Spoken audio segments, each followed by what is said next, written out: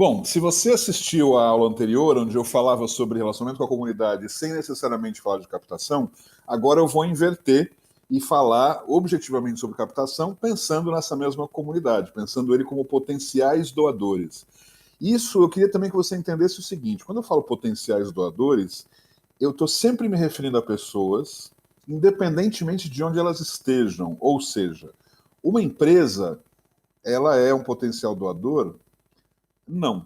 Quem são potenciais doadores são pessoas dentro das empresas que podem, inclusive, em nome das empresas ou com o dinheiro das empresas, tomar decisões e fazer doações. Ou seja, o governo é doador? Não. Quem são doadores sempre são as pessoas que trabalham nos respectivos lugares.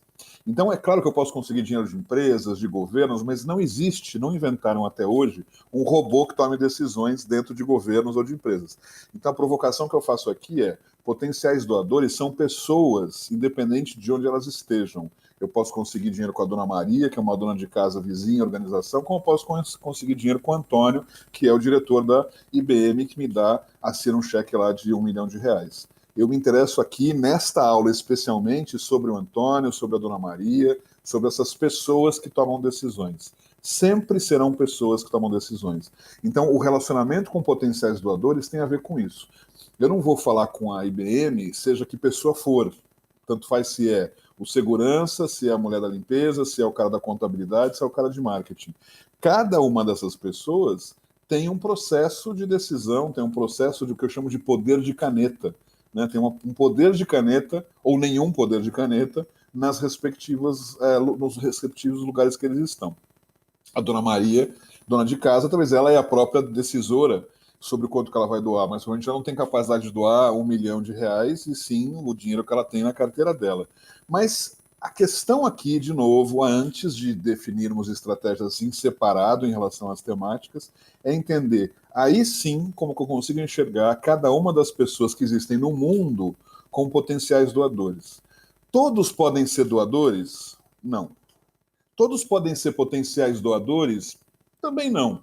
Claro que o número de potenciais doadores sempre é maior do que o número de doadores concretamente. Mas o que é importante entender é que sim, existe uma quantidade muito grande de potenciais doadores em comparação com os doadores. Não ache que captação de recursos é acertar previamente quem vai ser meu futuro doador. Eu sempre vou lidar com um conjunto maior de potenciais doadores para que dentre esses potenciais doadores algum doe. Vamos colocar um número hipotético aqui de a cada 100 potenciais doadores, um que vai doar. Nossa, mas então é complicado lidar com isso? 100 não é muito? Não seria que tem dois para um? Não, isso realmente, 2 para um sim que é uma coisa absolutamente irreal. A realidade mostra que os números são sempre muito mais próximos a essa proporção que eu estou dizendo do que outra. No caso, por exemplo, com empresa, a gente costuma dizer que a cada 40 empresas que a gente tem uma relação, que a gente marca uma reunião, uma doa a cada uma dessas 40. A cada 100 pessoas que eu mando um e-mail, dentro de pessoas que eu conheço, ou seja, gente que eu conheço, não, que ela conhece a nossa organização, aparentemente uma pessoa deve doar para nós a cada 100. Agora, não pense que esse número é regra absoluta. É uma média para a gente trabalhar para saber se a gente está indo melhor ou pior nessa proporção de potenciais doadores para doadores. Tem muitas coisas para trabalhar a partir daí. Mas é uma referência, e o objetivo aqui é só a gente entender que existe um nível intermediário aí entre não doadores e doadores, que são os potenciais doadores. Quem são os potenciais doadores de uma iniciativa budista? Um templo budista, alguma coisa assim. Quem que você acha que é um potencial doador de uma iniciativa que é um templo budista? Se você falou os budistas, perfeitamente, você acertou. Ou seja, todos os potenciais, aliás, todos os budistas são potenciais doadores. Muito mais que os católicos, muito mais que os judeus, que os muçulmanos, o que quer que seja. Mas o que parece óbvio, eu dizer aqui para você, curiosamente não é óbvio para pessoas que pensam na sua situação achando que não, mas se são só os budistas, aí é pouco. Eu quero fazer um tipo de comunicação que eu envolva pessoas de outras religiões também. É uma burrice pensar assim, né? E eu quero provar para você que é uma burrice.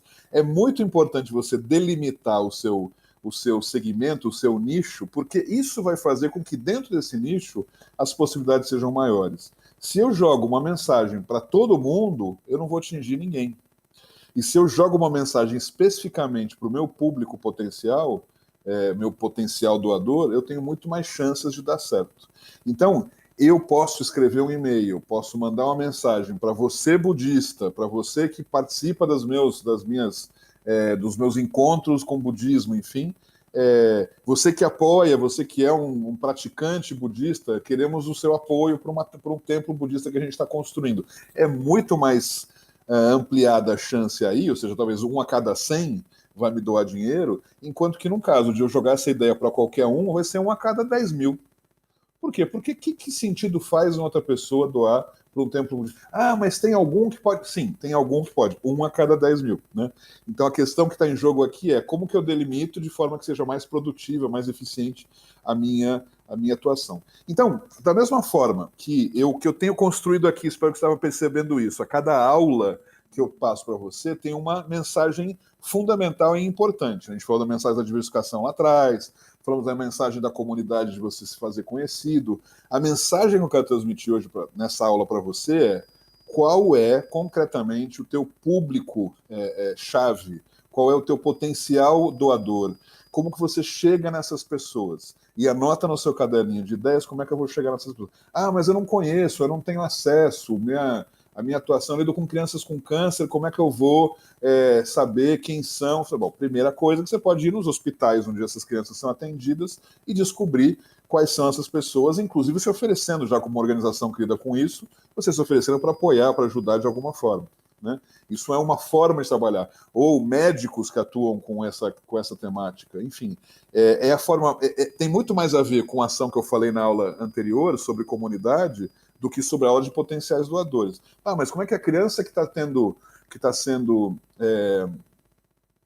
atendida, ele é o potencial doador? Não, mas as pessoas ao redor dela são.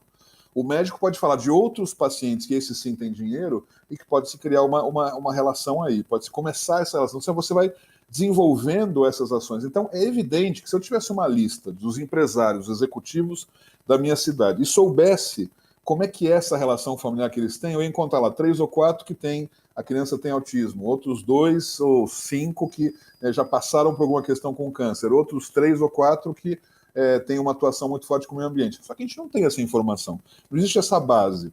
Então, o que a gente precisa desenvolver concretamente? Né? Um começo de relacionamento, um começo de atuação para definir esses potenciais doadores. Quem são os potenciais doadores? Aqueles que, de uma forma ou de outra, se interessam concretamente pela nossa causa. Alguns são evidentes, porque você já tem esses nomes, você já passou por isso, se a sua organização não começou ontem, já tem um conjunto de pessoas que se interessam.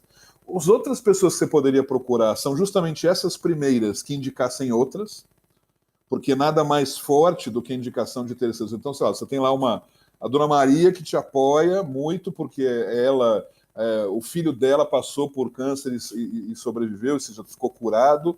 Ela pode ser a primeira a dizer para outras amigas e outros colegas que existe uma organização que lida com criança com câncer. Então, aqui não estou nem falando da Dona Maria como doadora, mas ela que apoia, é voluntária. Enfim, essa roda começa a crescer a partir dessa situação. São pessoas potenciais doadoras. E esse mecanismo a gente pode desenvolver, inclusive, nas redes sociais. Eu não vou falar hoje ainda, vou deixar uma aula mais para frente, mas como que a gente cria uma dinâmica de trazer potenciais doadores até nós. E como é que a gente pode fazer isso? Conto só, né, fazer um spoiler aqui, adiantando um pouco a notícia. Eu preciso oferecer coisas. E aí fica essa surpresa. Como assim, Marcelo? A gente está aqui numa aula de captação, você está dizendo para oferecer? Sim, porque você tem uma missão, você tem um conhecimento muito mais aprofundado que a grande maioria das pessoas sobre o tema que você atua, seja meio ambiente, seja saúde, seja criança, o que seja. E esse conhecimento que você tem, ele pode ser muito útil para pessoas que estão procurando essa informação. Então, se você disponibiliza essa informação de um jeito estruturado, mais adiante eu vou falar, num Facebook da vida, no Instagram, com certeza vão começar a chegar pessoas até você que são interessadas nesse tema. Se são interessadas nesse tema, são potenciais doadores também.